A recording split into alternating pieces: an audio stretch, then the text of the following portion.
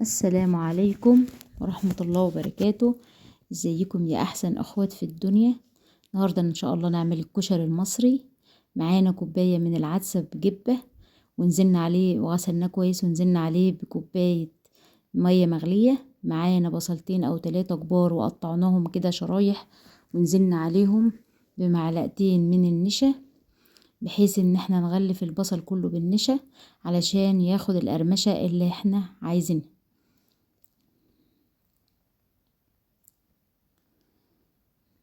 هنحضر طاسة وننزل بكمية زيت كتير، وما نقلقش كمية الزيت دي كلها هنستعملها ان شاء الله في باقي الوصفة. هننزل بنص كمية البصل مع التقليب طبعا علشان ياخد كله لون واحد، والنار تكون وسط.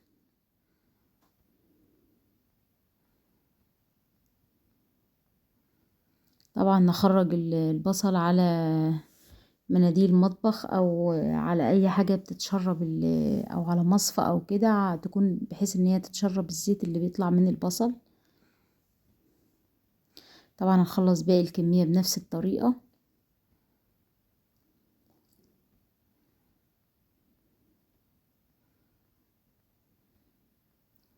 كده خلصنا البصل، نركنه على جنب، وناخد كمية برضو، ناخد جزء من الزيت برضو اللي احنا محمرين بيه البصل، وننزل عليه بكوباية من الشعرية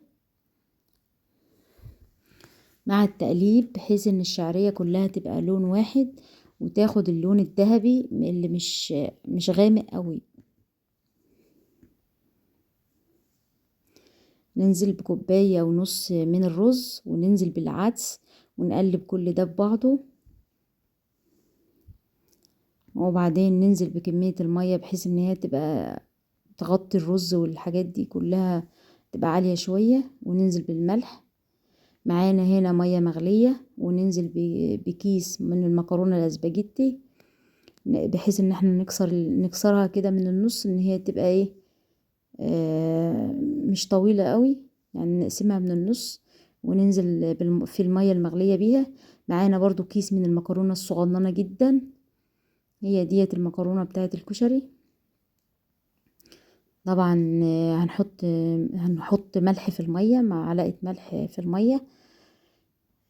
كده خلاص المكرونة خلصت. معانا برضو هناخد برضو جزء من الزيت اللي احنا كنا محمرين في البصل، ومعانا بصلتين مقطعينهم ناعم، ومعلقة من التوم، معلقة من التوم المهروس. اول ما ريحة التوم المهروس تطلع، نقوم نازلين بنص كوباية من الخل، نطش البصل ده بكوباية من الخل، معلقة كزبرة، ومعلقة من السكر.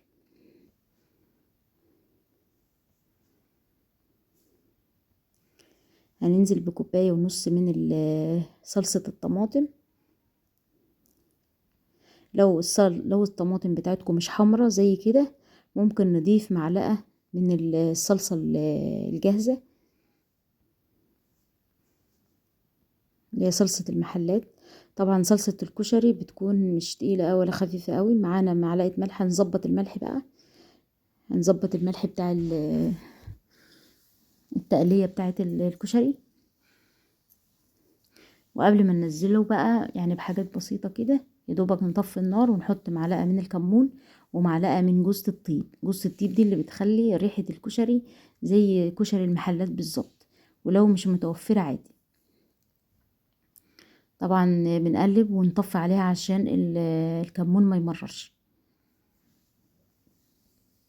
خدنا برضو كمية من معلقتين 3 كده من الزيت اللي احنا محمرين به البصل برضو الاولاني خالص، وقلبنا فيه المكرونة بعد ما صفناها كويس، بحيث انها ما يكونش فيها مية خالص. صفناها كويس وننزل في الزيت ونديها تشويحة كده. معانا كوباية من المية، ومعلقة هريسة شطة مع توم، نص كوباية من الخل، عصرة 4 ليمونات، معلقة كمون، معلقة كزبرة. طبعا ندوق الملح بتاعنا او نظبط الملح، ويدوبك تغلي ونطفي عليه. شايفين الرز بالكشري ده مفرفر وجميل ازاي. اتمنى تجربوا وصفاتي. اتمنى اللي اول مرة يشوفني ما يبخلش على القناة باللايك والاشتراك والتعليق لو بحرف عشان يوصلكوا كل جديد.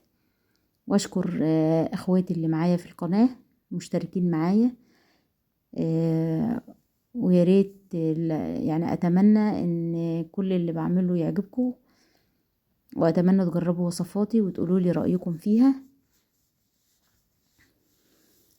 كده تمام. الكشري فيه ناس بتحط حمص الشام، لكن لو متوفر حطيه، بتديله برضو سلقة كده وتحطيه، لكن اللي مش متوفر عنده عادي. طبعا دي الدقة شكلها عامل ازاي ما شاء الله. طبعا بقى ألف هنا على قلبكم. اتمنى تجربوها وتقولوا لي رأيكم ايه.